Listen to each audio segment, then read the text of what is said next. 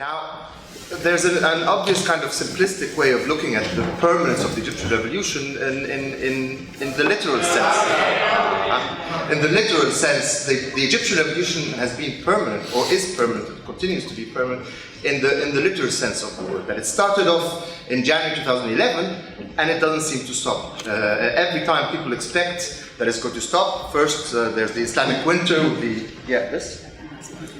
the idea that after the elections you have the Islamic winter, the Islamists are going to end the revolution in a dark Islamic kind of way. That doesn't hold. The Islamists are overthrown from power, and it continues until now. But that's not the meaning, or that's not the sense in which I'm going to be speaking about the permanence of the Egyptian revolution today. And I'm not going to go into the theory of permanent revolution. I'm going to kind of give my take on what's happening, and you will see this theory unfolding as I'm speaking about it. One very important thing about the theory of permanent revolution is the idea of the international context, that revolutions don't take place in a vacuum, they take place within an international context. So why was there a revolution in Egypt and Tunisia in 2011 in particular, not 2007, not 2000 and so on, has to do with the international context, has to do with world crisis. Both Egypt and Tunisia have been satellite states of the United States of America. They are well integrated into world capitalism, and therefore you will not get a crisis, a revolution crisis on this scale unless something wrong is happening in the international world system.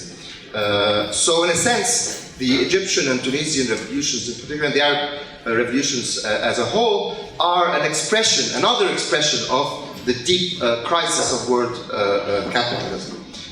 There's another very important aspect to the international context of these revolutions, and that is taking place very close to the main sources of oil in the world.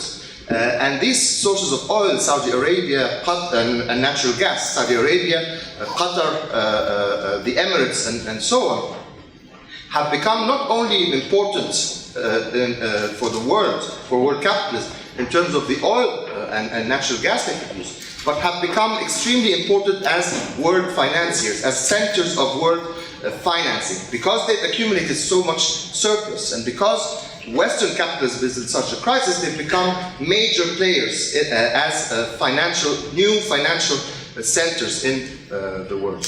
Now, to have basically what's becoming the heart of the world financial system, surrounded by revolutions from every side, is a very dangerous situation. And that is why Saudi Arabia and the Emirates are playing the central counter-revolutionary role in the region.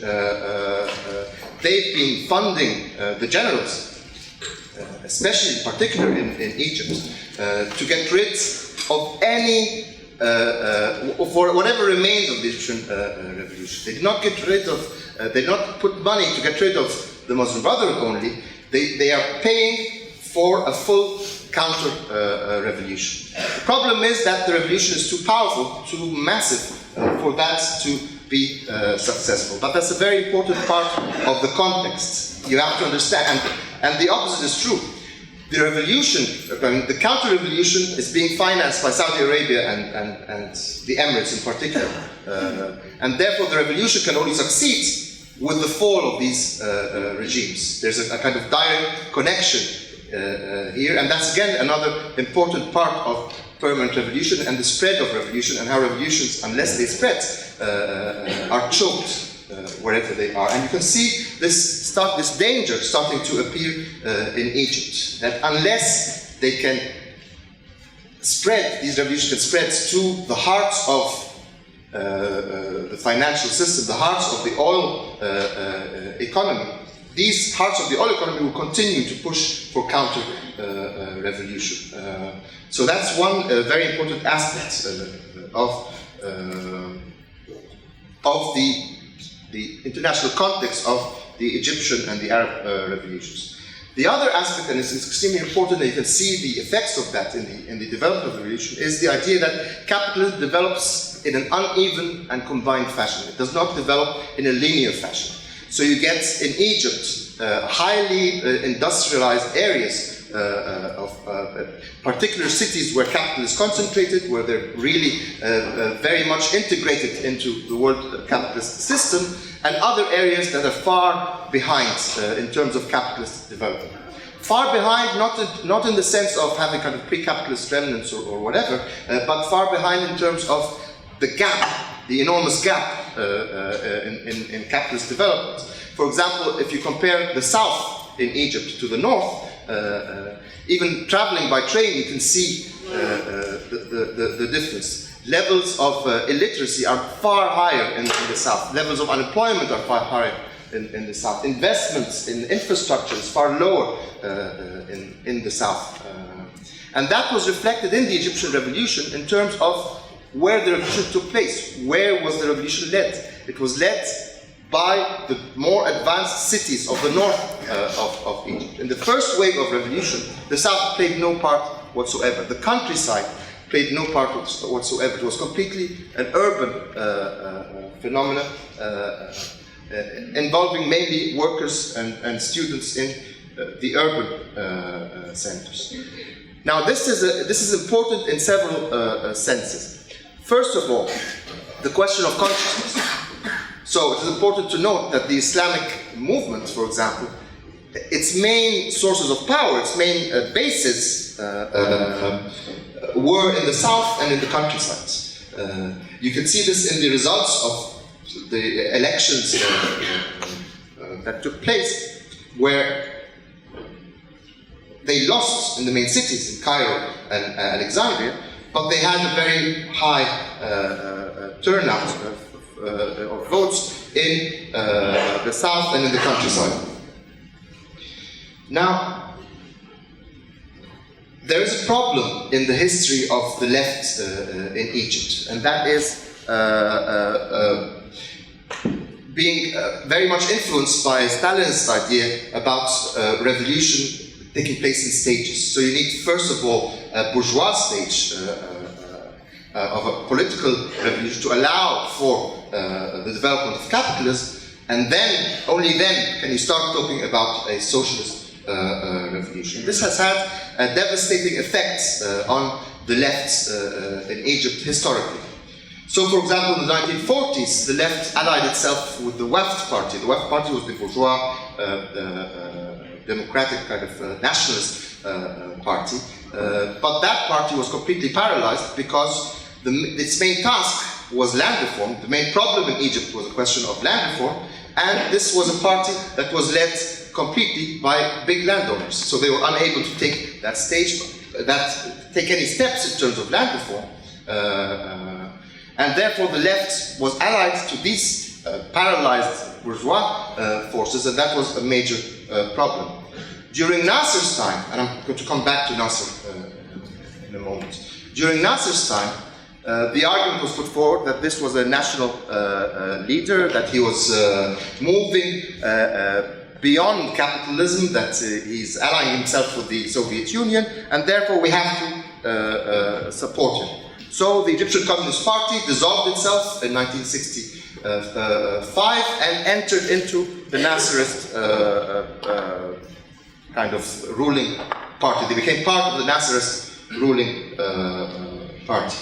Now this continued even during Mubarak's time. And here there was a twist to this idea. The threat of Islamism for these leftists, for the left in Egypt, for the major kind of tendencies in the left of Egypt, was much more important for them, or much more frightening to them, than the continuing dictatorship of Mubarak. So what happened is that they allied themselves. Yeah. I'm getting a technical person to come up. So. They allied them. Is that better? Yeah. So they allied themselves with Mubarak against the Muslim Brotherhood, on the assumption that first we defeat the Islamic movement, that's the main threat, that's the main problem, and then we can deal with the Mubarak regime. The result of all that was that the left became more and more isolated, less significant in the political scene, and they kind of emptied the scene completely for the Islamists to take over, to take that oppositional space that was left by the communist movement, Stalinist movements in Egypt. Now, we see the same thing happening again right now with leftists supporting the military in Egypt today, saying that the worst thing possible was the Muslim Brotherhood to continue in power, that even the rule of the military is better than the Muslim Brotherhood being in power. So you have this very kind of ugly scene of supposedly leftist activists actually openly supporting the generals and supporting even the repression of the Muslim Brotherhood, even the massacres against the Muslim Brotherhood, being apologetic to the worst kinds of military rule, the worst kinds of military crimes that are imaginable. And I think we're going to see more and more of that in the coming period. And that goes not only for the Stalinists, but also for the Nasrists, who have also, the leadership of the Nasrists, have allied themselves 100% with the military rulers of Egypt. The problem here, is partly the theoretical heritage, the kind of political heritage of these movements that, again, was set first we have a bourgeois revolution, then we would have a social or socialist revolution. Therefore, all kinds of compromises, all kinds of alliances with the bourgeoisie were seen as were seen as the right thing to do, and that created a kind of legacy of failure for the left in Egypt and in the Arab world in general, that makes the victory, the very short one-year victory of the Muslim Brotherhood, explainable historically. Now, there are lots of questions about the Egyptian revolution in terms of whether it was a political revolution or a social revolution, or was it a revolution of any kind. And that's kind of really irritating sometimes, because, I mean, revolution being the intervention of the masses in the course of history, in terms of my lifespan, I've never seen any intervention that big, that enormous. So not to call it a revolution is something of a joke. The fact that it has not been able yet to destroy the capitalist state, the fact that it has not been able yet to get rid of the generals, just tells you how difficult that process is. Just tells you that that process requires much more than just the kind of elemental push of the masses on the streets. You need much more than that. Now let me come back to this question of unevenness, because unevenness doesn't only mean the unevenness of capitalist development, it also means the unevenness of consciousness, of the levels of politicization, of the levels of militancy. And you can see that very clearly in Egypt, not only in the working class. Okay? We've had the largest series of strike waves, I think anywhere, if I'm not wrong about this. From 2006, 2007 until today, we've had one strike wave after the other, involving more and more sections of the working class, and more and more geographical distribution along the country. But again, the country is not made up only of a working class. There are all kinds of sections of the population, of the peasantry, of the unemployed, and so on, especially in the smaller towns, that have only now started to become politicized and join in the revolution. And that poses all kinds of questions. People say, the Egyptians are supporting the military now, and people are going around with the pictures of the military. No, it's these newly politicized sections that don't have the experience of facing the military, that still have illusions in the militaries. And these illusions evaporate quite rapidly. But first of all, they don't evaporate by themselves. And you don't kind of connect the less developed sectors with the more developed sectors, the more militant sectors, with more advanced, with more politicized sectors, just you assume that it's going to happen automatically. It doesn't happen automatically. It requires organization. It requires intervention. The problem, we have two problems. How to overcome the issue of unevenness, and therefore all these masses that were influenced by the Islamists, that had false hopes in the Islamists, how to win these people over, and how to unify the leadership, and there is a leadership to the Egyptian revolution. There are hundreds of thousands of young people who have become politicized, experienced in the art of revolution during these past 2 years, that are the actual leadership of the Egyptian revolution in the big cities, in the big towns in particular. They are the people that you see again and again and again at the head of every single demonstration, at the head of every single occupation. The question becomes, how do you unite these actors? How do you unite this vanguard? And I'm not talking only about people in Tahrir and in the squares and on the streets. I'm talking about people in workplaces that have been involved in these strike waves I'm talking about. Highly politicized. Highly politicized. They see themselves and they see their strikes as part of the revolution. But not necessarily seeing themselves as having to play a leading role in the revolution. And you can see this kind of screaming gap that kind of shouts at you that there is a need for a revolutionary organization capable of tying in all these issues together and capable of putting forward the idea that we need to go beyond the capitalist state. That our real problem, the problem that is facing the Egyptian revolution, is how to get rid of the state, of the generals, of the people that keep getting away with it one time after the other. And that poses the whole question of revolutionary organization. Now, I'm part of the Revolutionary Socialists in Egypt, and we're working very hard on that. And it's sometimes surprising to hear arguments here in Britain, questioning the whole idea of revolutionary organization, questioning the ideas of Leninism, when we need it more than any time before. We've never needed it more than we need it today. It's as if, we've been preparing for revolutions all these decades, and when they come, we start wondering, maybe we don't really, maybe that's really, that is crazy. The timing is crazy, because when you look, and that's an important part of permanent revolution, when you look, okay, maybe the strike level is not that high in Britain, okay, that's true, but Britain is not it's part of a world that's witnessing revolutions all over the place. And unless we kind of uphold our tradition of organization, uphold our tradition of intervention, uphold our tradition of building the exact kind of organization you need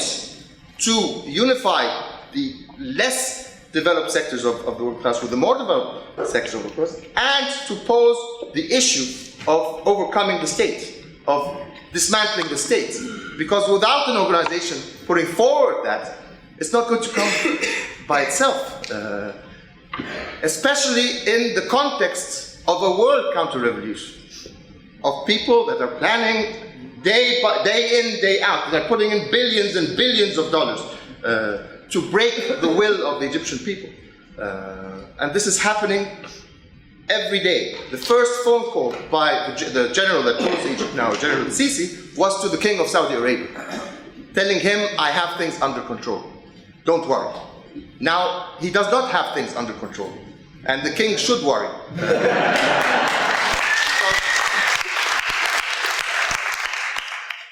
Any king should worry if you have 17 million people on the streets. Even the Queen Elizabeth should worry. Because it creates its own logic. It pushes people gain a level of confidence and a level of expectations that are very difficult to hold back. And this is, we return to kind of the beginning of the permanence of the Egyptian revolution. The time before that, when we had a kind of revolutionary situation of kinds in the 1940s, late 1940s, you had the working class, huge strike waves in Egypt. You have an anti-colonial movement. You had the peasants fighting for the land. But that did not lead to a revolution. It led to a coup d'etat by Nasser, but a coup d'etat that really became popular, that had a kind of a large mass support. Why did it have a large mass support? Because Nasser was able to give reforms, was able to give in to demands that were really there. So the peasants wanted the land, he gave them the land. The workers wanted permanent, good jobs, long-term jobs, he gave them good. The state became the main investor in the economy. He nationalized nearly everything that could be nationalized, and it seemed, maybe it's comparable to the British Labour Party of the 1940s, 1945, or whatever. It seemed to people that this was enough, this was sufficient. But the price paid for that was enormous. If the price paid for these reforms was the loss of independence of the workers' movement, the destruction of all political parties. Everybody who had any oppositional stand was in jail, including the communists who dissolved themselves. He put them in jail as well. So that's the only reason that Nasser was able to do this, what is called in our kind of tendency, deflected permanent revolution, when the working classes are incapable for one reason or the other to take power, and therefore somebody else comes in and fills that space. Somebody else can come in and fill that space only on the basis of serious reforms that can pull in this mass movement, control this mass movement. Now what and that was possible then because the world capitalist system was expanding, because there was space for these kinds of reforms, because Egypt could grow at a pace of 8 or 9% a year, because industrialization there was still space for all that. But now there is no space for any of that. Each time we remove one of these governments, we get another one that's as neoliberal, as right-wing, as austerity-based as the one before. So today, for example, the Egyptian people have removed Morsi in a few hours of demonstrations involving 17 million people. What do they get instead? The army still controls the country, it removes Morsi, brings in another set of people. These people have exactly the same policies that Morsi was carrying out and that Mubarak was carrying out before him. Neoliberalism, alliance with the Gulf states, the same Gulf states that want to destroy the Egyptian revolution. The US, the strategic alliance with the US, love affair continues with Israel. I mean, all these kind of things are as if they are constant, which means that all the expectations, all the hope, all the confidence of the people, there is no even attempt to kind of deal with that. There is no even attempt to find a reformist route. There does not seem to be a reformist route out for them. But then again, unless there is an organization posing a revolutionary solution to this problem, unless there is an organization posing an alternative for people, it will continue to turn like this. Now, the revolution is not going to stop in Egypt, and that is obvious for all Egyptians. And I think even for the generals, they know that they're going to have several big matches ahead of them. But the problem is they have no real solution, no real answers to the people's demands.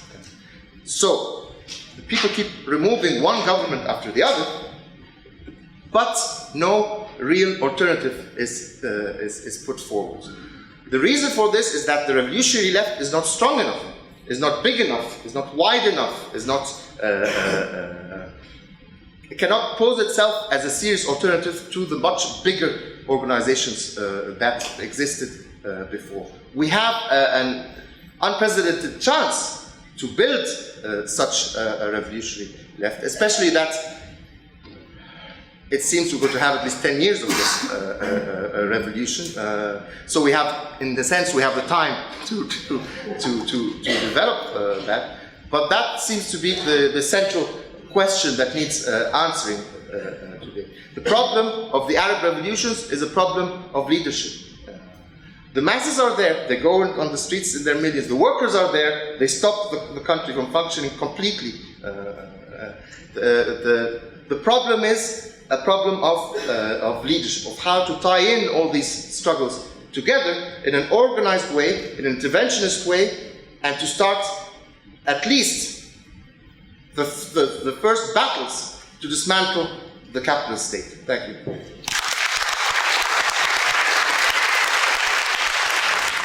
Thanks, Sameh, for that account from the front line. I want to ask you a couple of questions which are causing, I think, puzzlement, probably in Egypt, certainly on the left worldwide.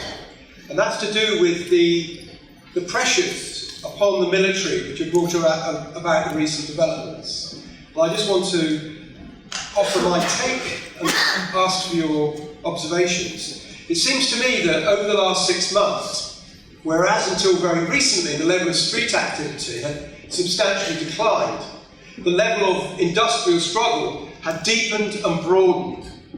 You gave some strike statistics earlier. The movement has become much deeper and broader, and the potential for it to advance further has become clear.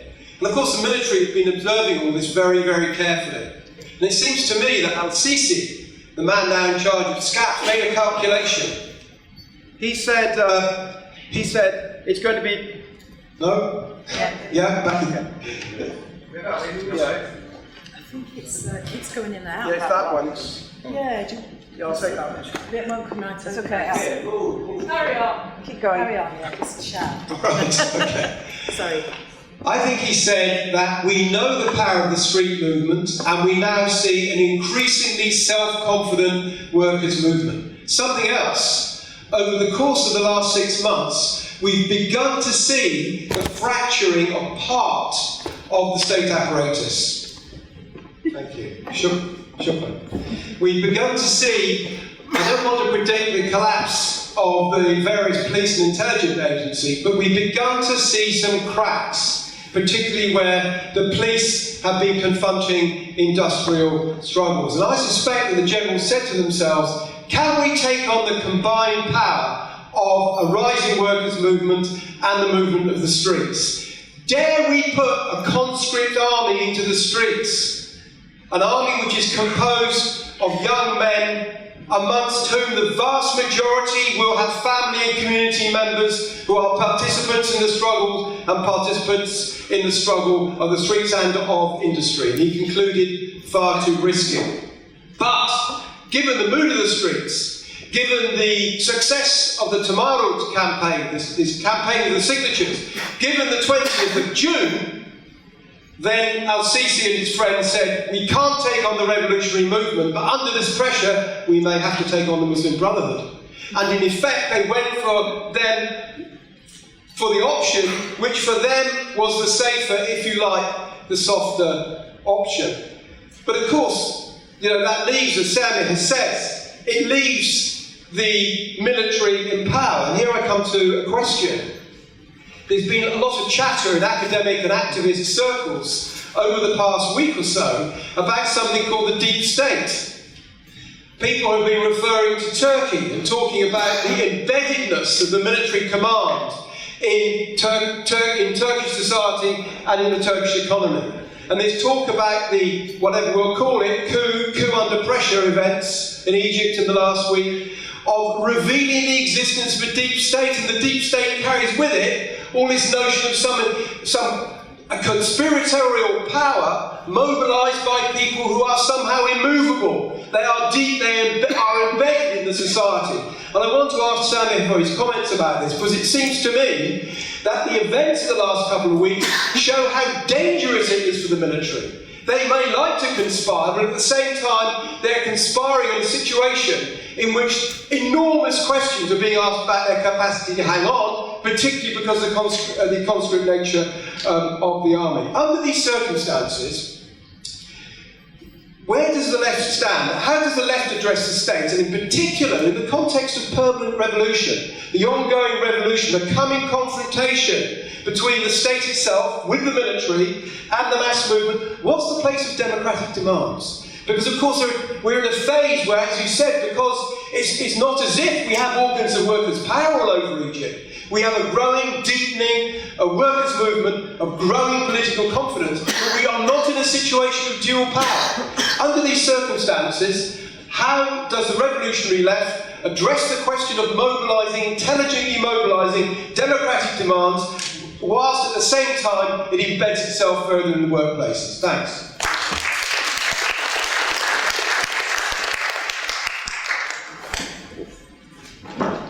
Yeah, my question is a question. It might be quite a long question, but definitely a question. Also wants to go to where Phil ended up from a slightly different standpoint. There's a book by a Canadian Marxist called Lars Leigh, people have heard about Lenin's What Is to Be Done. Now, there are some difficulties with this book. There's one thing I want to just focus on in terms of this discussion. He points about the way in which Lenin was trying to build a Bolshevik party. He looked to the German Socialist Party, which of course became reformist, wasn't obviously reformist at the beginning of the 20th century. He looked at it as a model where it was a mass workers' party, it was a mass-based workers' party that thought it was socialist. And although it became reformist, what was certainly true, they had created thousands of workers who were grappling with the ideas of Marxism and socialism. Taken for granted, creating cadres. Lenin wanted to do the same thing. It's that point I'm really interested in. And that's very important for us, for you and for us, but especially for you, for obvious reasons that we know about. But the problem we know also is that in the beginning of the 20th century, this was a fantastically powerful idea called socialism and communism that had never been tested. Crucial. The 20th century superficially appears to have been about the test of those ideas, socialism and communism, tested to destruction, and it seemed it didn't work. And everyone in this room thinks it will work, but a lot of people, majority of people outside there, don't think it will work. And breaking through this is really important. In other words, I think there's a kind of, we begin with this peculiar deficit at the beginning of the 21st century. In terms of raising socialist ideas, the sense, almost the common sense, that it's been tried and failed is deeply rooted, and it's especially deeply rooted in the Middle East, because of the particularly pernicious role of communism in the Soviet Union, not least Stalin's recognition of Israel, a crucially important dimension, but in general terms, the idea that communism has been tried and failed is deeply rooted. This is my question, is how do you overcome that? Because it's very important to overcome it really quickly. I'll just throw out two or three obvious ideas, they're all kind of question marks attached to them. Going back to Lenin, the absolute urgency of creating worker socialist, revolutionary socialist cadres at the point of production. How is that to be done? The second point, if democracy has been overthrown, but it hasn't, say, the generals, and they're committed to some form of elections quickly, the urgency of some kind of socialist intervention, obviously in terms of a coalition, but a socialist intervention in terms of the elections, is very important for getting this idea up there of socialism. Because after all, and by the way, the two major forces in the Middle East at the moment are one version of a military dictatorship, whether it's Assad or the Saudis, for the sake of this argument doesn't matter, and political Islam. Those are the two main forces. Socialism isn't a main mass-based force. And that's the same point. And very, very finally, going back to Phil's point, the kind of demands that you raise that also allows those demands to become socialist demands.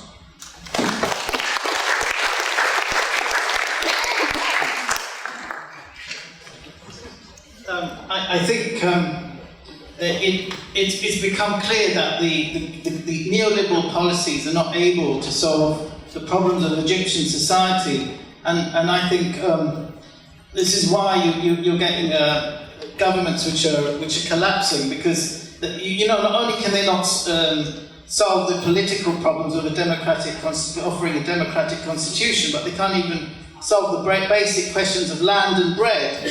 And I think the question of land and bread is key demand in Egypt.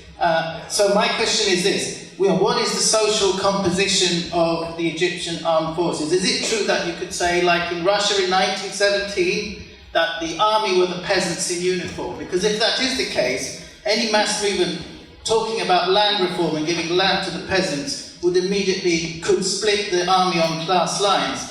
And I think this is something that Egyptian generals fear, is the army fragmenting on class lines over the issue of social reform. The issue of bread as well. Egypt is a country which is a major importer of grain. Grain has to be purchased in the international markets. And to me, any solution which is advocating neoliberalism isn't going to work. What we need is a socialisation of the means of production, a socialisation of the food distribution system in Egypt, but also revolution spreading to also the Gulf states with their massive financial resources and the pooling of these resources to building a social economy. But in order for that to happen, there needs to be a massive movement that can offer these demands. So my question is, how are we going to build it?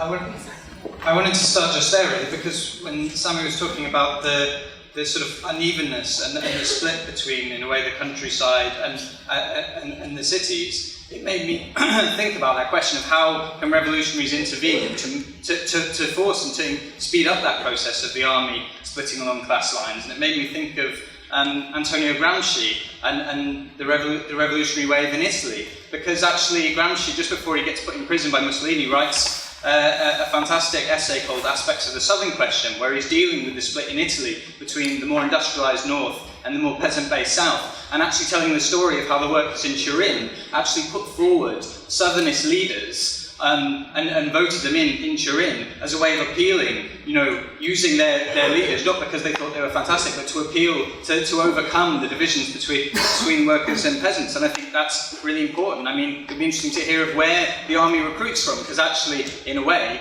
that's one of the things in which you can do to try and show that peasants who've been recruited into the army shouldn't be firing on workers. And when that key question comes, can the workers prevent the army from firing on them and actually pull people over to their side?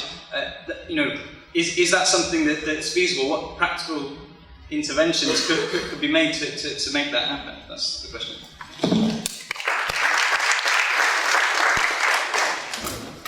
Well, I want to raise an issue which hasn't been brought up in even the most glancing manner in this discussion, which I think is quite significant, which is the oppression of women in Egypt, which is extremely endemic, and the desperate point about all of this is the urgent need to build a revolutionary workers' party, which not only brings up but champions the fight for women's liberation, full equality for gays, for Coptic Christians, and for the working class as a whole. And that this is the essential element in order to overthrow capitalist property relations in Egypt, which is the task facing us today.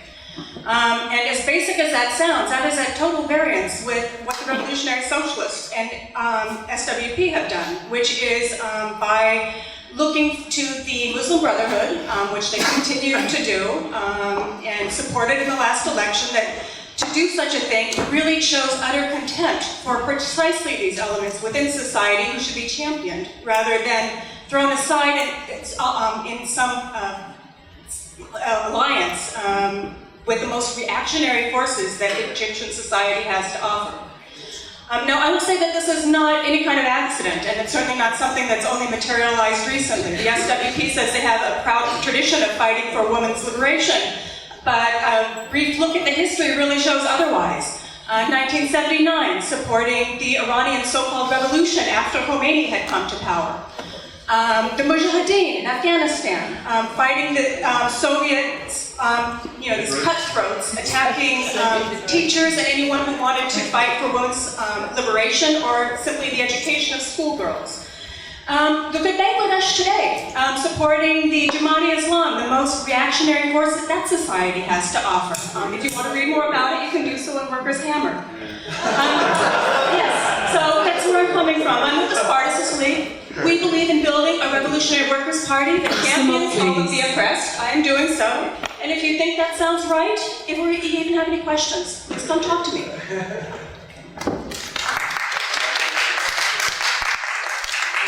Thank you. Sorry, I don't know if you read Arabic. This is the Egyptian, our comrades' paper. It says kick out Morsi, 30th of June. So I think our comrades have been actually part of both the revolution, warning about the military, but also been part of the second revolution that's been throwing out the Muslim Brotherhood. So, let's keep that aside. But that's not really the serious point is, I think, something Sameh touched on. I want to come back to again and again and again, is that what are the lessons of the Arab Revolution? Now, lots of people say it's about building a revolutionary movement. But if you speak to the Arabs, the conclusion they're coming to is you need to build a revolutionary parties. I think it's really, really vital that we take this on. Because people say, or they say, when they look at Egypt, they look how fantastic Tahrir was. And they counter and they say, what we need to do is a Tahrir. But actually what we say is what we need to do is a Mahalla. Mahalla al-Kubra is where the movement starts. These are the big factories and so on, where the movement started in 2006 in a real way. And really in the first revolution, it was this mass strikes amongst workers that really tipped the balance. And you can see that, the difference between that and the difference between Syria. And the difference we have between Egypt and the difference between Syria is the centrality of the working class in Egypt and its marginalisation in Syria. That we had a revolutionary organisation of some sorts, small as it was, but important as it was. In Egypt, we have nothing in Syria. And I'll tell you how important that was. Because people talk about, or glorify the idea there's leadership-less movements. There's no such thing. In Syria, there was such a hatred towards the rhetoric of the old political left, of the Islamists, of the nationalists, and so on, that when the revolution broke out, the mere idea of having any political debate inside the local coordinating committee, the revolutionary committee, was banned. No one wanted to talk about politics because they saw it all as dirty. And so they refused to take on quite important political questions. I'll tell you who slipped in their place. Who was organised that was able then to come in? It was the Muslim Brotherhood. And you see it also now, the struggle inside of Syria, that point in which Homs rises with arms, when Aleppo, the big industrial centre, hasn't even had a general strike yet. But when we say we need revolutionary organisation, not simply about shouting charge. Anyone can shout charge.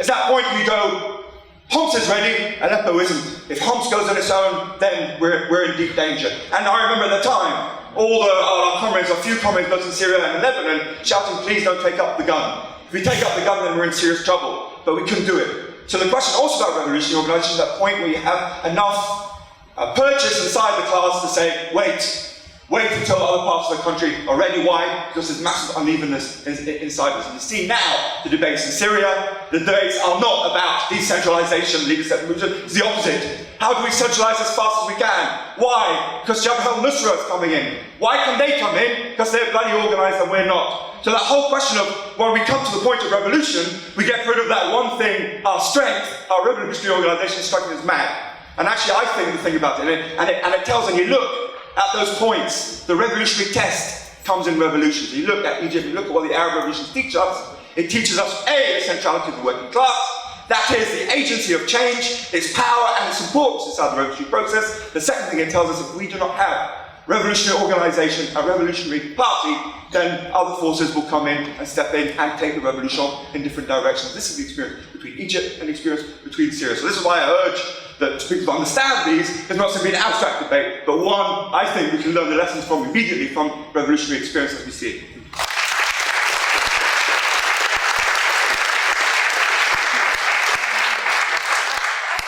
There's a man at the back here who put his hand up. Yes, yes. First of all, I just think I'd like to say that much respect to Sameh and gratitude, appreciation for him coming out of extraordinary world historic events to come to Marxism. I know it isn't easy.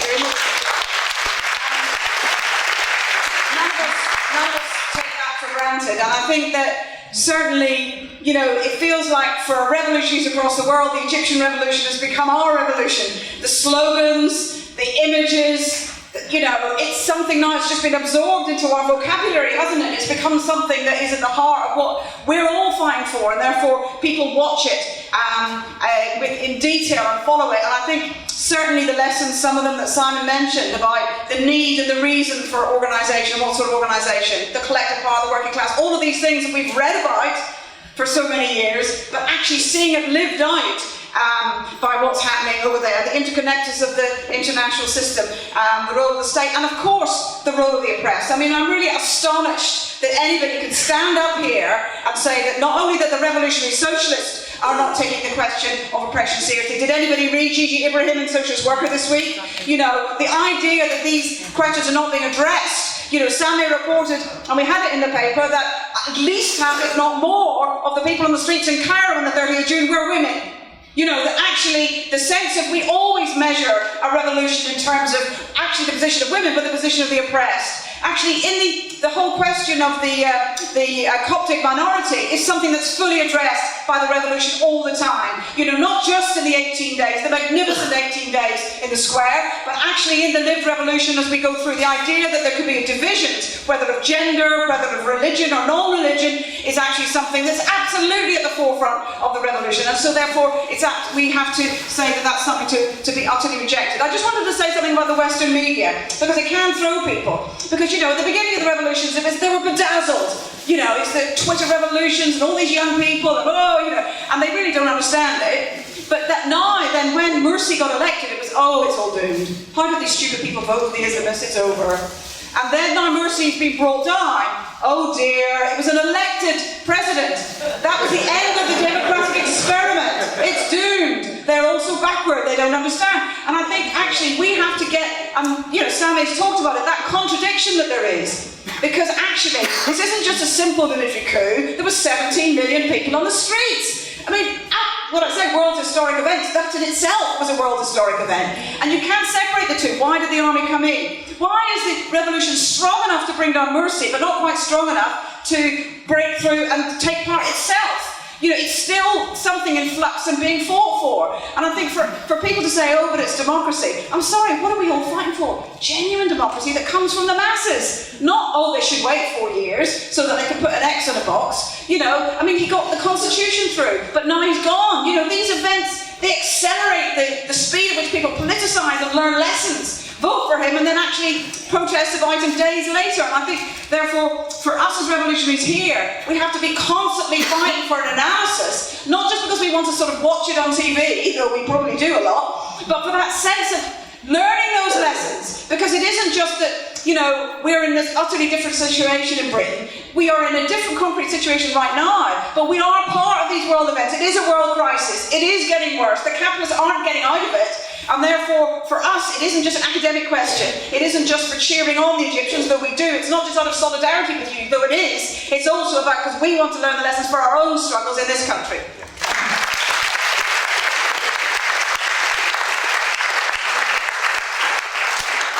There's a man in the middle somewhere with the hands up his neck. Richard Boyd Barrett from the SWP in Ireland. I just want to make a point about the combined bit and the uneven bit. Of that phrase, combined and uneven development. And just following on what Judith said, one manifestation of the combined is the front cover of Time this week, which has a split picture of the Egyptian protests, and the picture says, the world's best protesters, the world's worst Democrats, and below, the street rules. With fear, clearly, right? Now, the important point about this is that is a message to us. That is a message to the people in the rest of the world saying that democracy is about elections every 5 years and the street is a dangerous, undemocratic thing. And of course, it is being said because when Sameh says the people in Egypt are not satisfied with getting the same government, no matter who they put in, with the same policies, and they've decided to take things into their own hands and create a much more direct form of democracy. This is a thought, at least, that is very, very widespread in the Western world and in the rest of the world affected by the crisis. People sickened about the fact that they, no matter who they put in, they get the same policies of austerity for the bankers, for the rich, and people are seriously now questioning, do we need a different type of democracy? Is bourgeois democracy, they don't quite think of it in those terms, but is this election business every 5 years, is this real democracy at all? People are seriously questioning that, and the establishment are worried about that, and they are terrified, consequently, of the inspiration that Egypt represents, because it shows the possibility of a real democracy, or the beginnings. It points towards a real democracy. So I think that's very important, and it's certainly been something that features very strongly in Ireland with the betrayal of the Labour Party going into power, promising big change, and stabbing people in the back. And continuing with the austerity, we've even had the mushrooming of new political forces outside the revolutionary left talking about direct democracy, demanding a new form of direct democracy. And this is obviously ideal terrain for us to begin to intervene and make arguments about workers' power, about popular power, and so on. The other point I just wanted to make as well is about the uneven bit, and how the ruling class are very aware of the unevenness, and they use it. They use it. Their key weapon, I think, is divide and rule at the moment. They see the unevenness, and they seek to play one group off another. And we're getting this in Ireland. The city against the country. The women against men. Pensioners even against young people. Saying, you know, the pensioners, they have these beautiful pensions, they get free television, etc. Look, the young people are being screwed. But then they go and screw the young people as well. But they're very conscious about doing this. And if that is their tactic, then what is the answer? What is the answer to that? It's obviously unity, and it's obviously building an organisation that is with the people in the countryside when they revolt. And this is something new for the left. In Ireland, the left have often been a little bit suspicious and hostile of the people in the countryside or of certain types of struggles. But in recent years, we've started to be involved in fights over septic tanks. I didn't even know what a septic tank was before.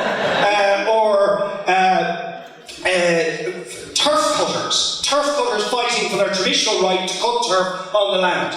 And you're with them, but you link it to the struggles of workers in the cities and of, if you like, more class struggles. You have to have an organisation for that, to cut across. You have to have an organisation which says, if you want to beat the austerity, if you want to beat this attack, then you have to be with the turf cutters, you have to be, as we were recently with the fight for abortion rights, with the public sector workers when they're being vilified and demonised, and saying, if you want to fight one thing, you must be in all these fights, and to build an organisation that is cutting across the deliberate divide and rule tactics. And that is why the absolute imperative to have a revolutionary organisation that bridges between these different struggles. And, you know, just finally to the woman who says we don't take up issues of women's rights is nonsense, first of all. But the point is, in order to win the argument, you have to be part of the struggles. So we stand with people when they're fighting back, even if they don't start with our ideas, even if they have some backward ideas. We stand with them when they struggle, and then we have the credibility to take up the arguments on women's rights, as we have done very effectively on the abortion issue in Ireland over the last few weeks. Thanks. I wanted to take up this issue about democracy and the experiences of democracy in Egypt, because I very much agree with the comrades who already spoke about how the idea that what you could see in the Egyptian revolution is actually that for millions of ordinary people, a parliament isn't enough. A parliament without any social, democracy without any social content is not of great interest to the vast majority of Egyptians who actually want real social change. They're not sitting there thinking we need a social revolution or a socialist revolution. They want to stop neoliberalism. They want to stop privatisation. They want to stop the attacks on their living standards. And as Sam said, this is not what's on offer from the Brotherhood, and it's not what's on offer from the military. And there is actually the beginnings of people's experimentation with new forms of democracy and their own experience of building democratic organisation in the workplaces, in their neighbourhoods, and so on. I mean, for example, I recently went to 10th of Ramadan city, which is about an hour or so north of Cairo, to visit workers from a factory there, Ideal Standard Factory. And they were part of a meeting that took place there just after May Day, with delegations from around a dozen different factories. It was for the 1st of May celebrations, or the Workers' Day celebrations. The way that those workers talked, you could see the absolutely fertile ground on which socialist ideas could fall. One of the workers I was speaking to said at one point, really, all they're just interested in is profits. I said, yes, that's true. He said, the problem is capitalism, you know. They bring in air conditioning for the machines, but not for us. Now, actually, as it happened, that guy was a member of the Muslim Brotherhood. He was rather embarrassed at this point about this fact, and was being teased by his colleagues who were saying, what has your party ever done for us? But it gives you a sense, really, of where people are at. But the problem is that those local level experimentations, incredibly fertile as they are, actually need to be joined up with something else. They need to be joined up with an organisation that can take on the state. organisation of people who think like a state, who can see themselves actually playing a leading role in challenging not only their local boss, but actually the capitalist class, the bourgeoisie as a whole. And you can see again people groping towards this. So, for example, the Water Workers Union in Cairo, the leaders of the union there, the new independent unions, have been started a campaign against water privatisation. Again, it was workers' organisations in Suez that led a massive campaign against the privatisation of the water there. Bread distribution workers who are talking about how can we improve bread distribution. So people are kind of moving towards this. The problem is that it's not quick enough. It needs, in order to confront the centralised power of the state, you need a centralised organisation that can work across those unevennesses.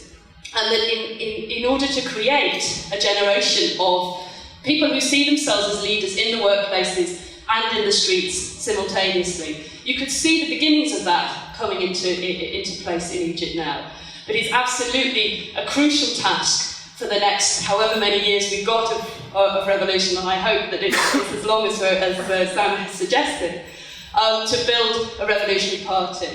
And the model for that, I think, really does come from Lenin. And I want to finish with a quotation which is actually from Lenin's State and Revolution, which to me sums up the possibilities that you can see in the Egyptian Revolution and the actuality that there was in the Russian Revolution. Where he said that workers, what they were trying to do, what he was trying to put forward in the State and Revolution was the idea of the working class, of workers seeing themselves not just as fighting for their own interess, but as being fighters on behalf of the whole people against the bourgeoisie. And that's a realisation of what the people is. It's a new understanding of the people, or maybe it's an old understanding of the people. But that's what we're trying to create, I think, in building a revolutionary party. A generation of fighters, workers as fighters on behalf of the whole people against the bourgeoisie. So, I'll bring Sameh back in. Now, I'll start with the question of women. Women have been central to the Egyptian revolution. Anybody who looks at the television sets will see that. And in a sense, it kind of breaks all kinds of stereotypes about the Egyptian, the Arab people in general, and Egyptian and Arab women. The vast majority of women on these demonstrations are scarfed women. They have the headscarf, the hijab. Doesn't mean you start to see the limits of all these kind of all these things. On the one hand, you have hundreds of thousands of women participating in these mass demonstrations. On the other hand, you do have waves of sexual harassment, of people harassing men, young men harassing women. But and that's part of the contradictions of this revolution. That's part of that. You have a revolution, you have a counter-revolution. There are other people who will pay money for these thugs to go to prevent women taking part in the revolution. They see the danger. They understand the danger. Once the revolutionary significance of the participation of women, the participation of minorities, the generals understand the dangers. So they send out young, confused thugs paid to harass women. But the reaction to that was to form anti-harassment groups to protect women in the demonstrations and to fight these thugs. And we've been in the revolution central to this movement, to make sure that women continue to be at the center of these demonstrations and at the center of this revolution. So the women talking about us not taking a stand on women, I don't know where, I found one of them actually distributing a leaflet about us, which was strange. Why distribute a leaflet about revolution in Egypt, in London here? I mean, it's just bizarre, but anyway, that's not my problem, that's your problem. Now, the deep state, what people mean when they say the deep state, we have an intelligence administration, a kind of central intelligence administration that's like the, I don't know what you call it here, MI5, MI6 and so on. These are the generals, all from the army. They're all kind of distributed on these different security apparatuses. They're all from the army. They're deeply interlinked to the big business, deeply interlinked to the Pentagon, and they are still there. The Egyptian revolution has not succeeded yet in getting rid of the generals that control over 30% of the Egyptian economy, that are interlinked with all the big business corporations, Egyptian corporations and foreign corporations, and that are keeping capitalism alive in Egypt. That's the heart of capitalism in Egypt, happens to be within the state. And that's one of the contradictions you get in countries like Egypt, where the state continues to play a central role. So neoliberalism in Egypt was not a retreat of the state. It did not involve a retreat of the state from the economy. Quite the opposite. They made huge amounts of money and became even more powerful, all these generals, through this process of privatization and neoliberal policies. So that's about the deep state.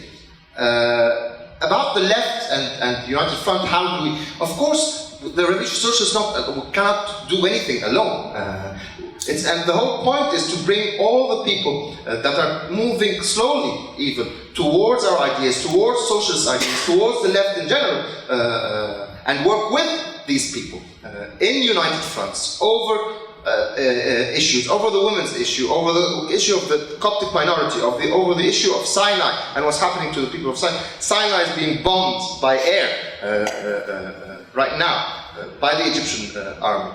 The issue of the south, the issue of the Nubian population, all these issues, besides the issues of the workers' movements, of the actual immediate demands, economic demands of the people. The thing is that this entry point, the idea of having clear demands, for social and democratic demands, is very significant now, because we know the governments cannot give the people any of these demands.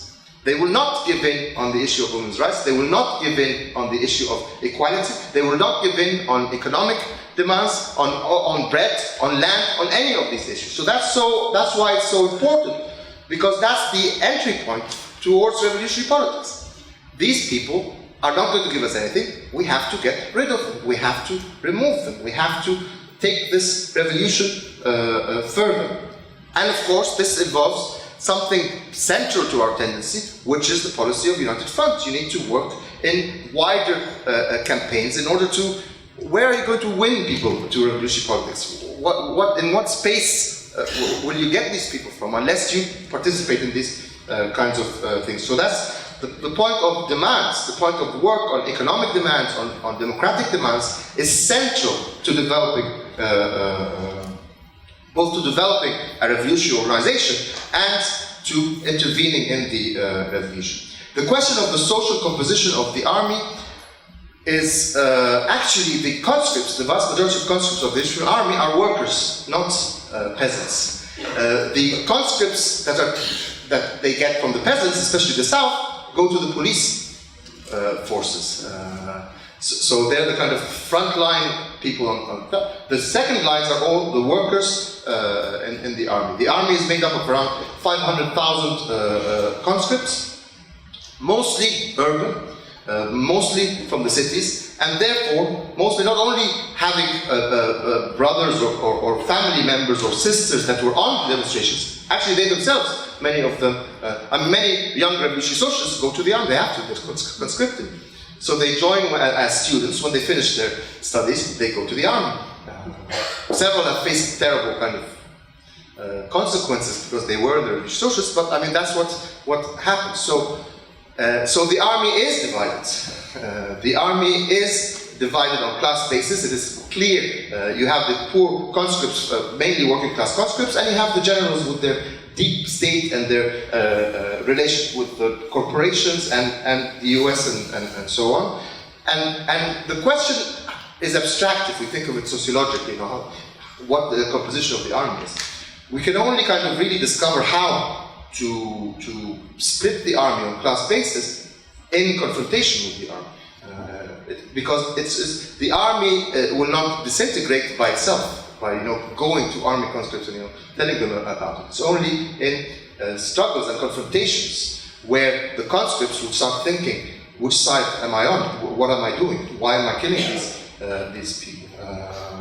And this is going to happen in the coming months and years. It's inevitable.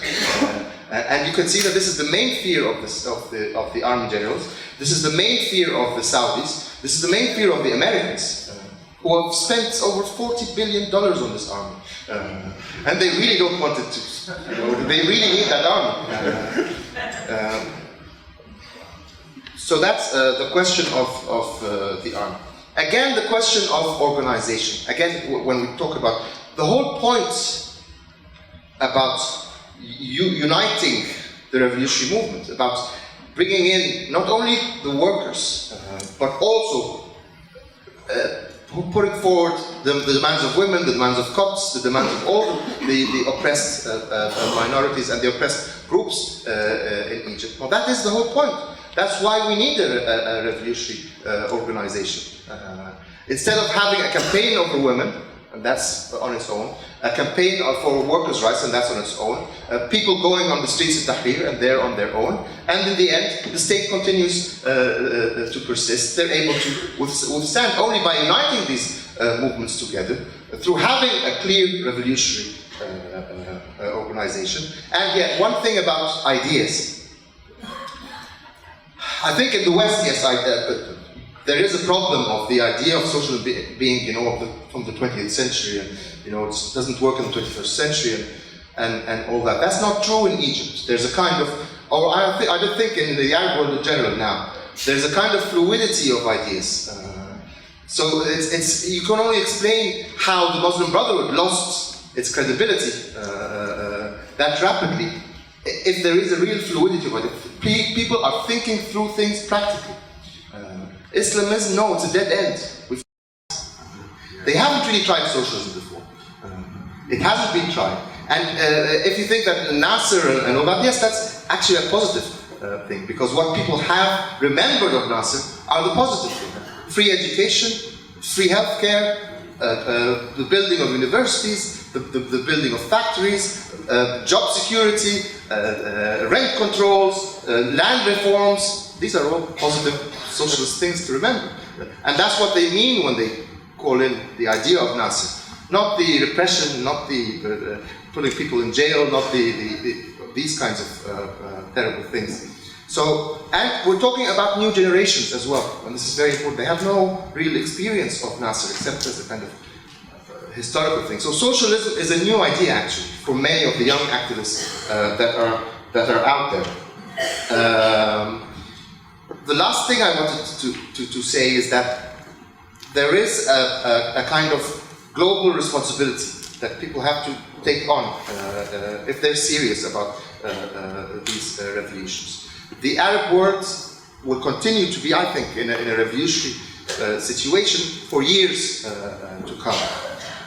This will spread. It's not going to. There's nothing special about the Arab world that kind of will contain this thing. The same problems are faced by all countries all over the world, by all working classes all over the world, which means that this might very well spread. And again, unless we are prepared for that, unless we prepare our resources, our abilities, our cadre, our organizations for that, we will miss. Others will fill in the space, and we will miss the boat. And that's why I find some of the discussions, and I'll be very frank about this, within the SWP bizarre. This is not the time to question Leninism. This is really not the time to question Leninism. This is the time to use Leninism to build the organizations that can lead revolutions to victory. Thank you.